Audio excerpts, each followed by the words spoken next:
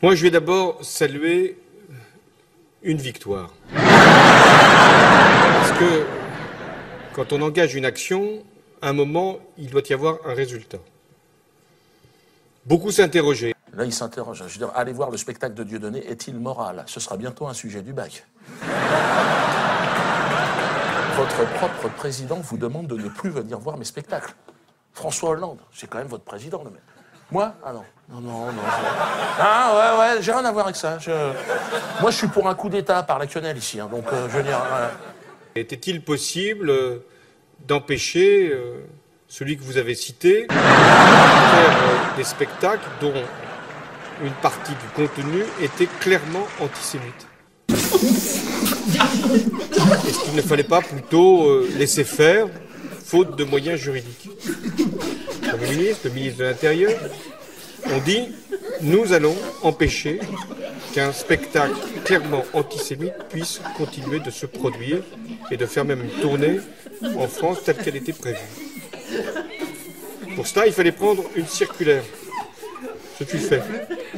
Permettre aux maires des villes concernées et aux préfets d'agir au nom des troubles à l'ordre public et de l'atteinte à la dignité des personnes.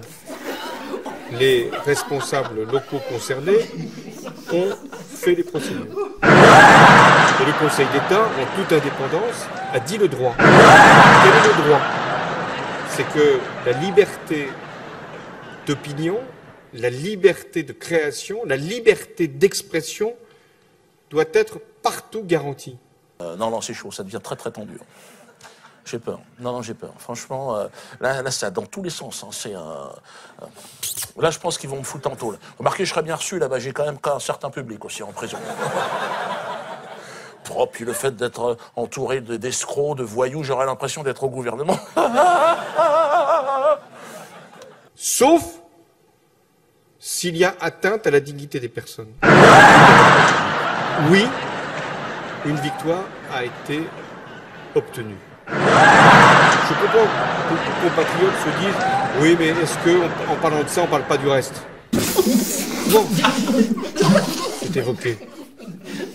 Et si on ne parlait pas de ça, qu'est-ce qu'on nous dirait? Vous avez laissé faire. Et c'est là que la question de ce que ça peut avoir comme conséquence dans la société doit être effectivement traitée. Il y a des personnes qui suivent M. Mbala en pensant qu'il n'est pas antisémite, qui vont à ces spectacles, sans imaginer qu'il puisse avoir ce contenu. Il est très important qu'ils puissent au moins connaître la réalité. En tout cas, avoir aussi la réponse de la justice. Je constate aussi que M.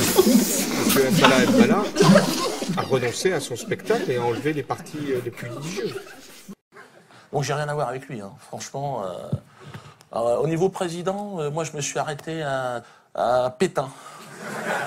Ouais, au maréchal. Je trouve qu'il y a avec sa casquette, sa moustache, il y a quelque chose. Il y a un côté Mario Bros. Et puis...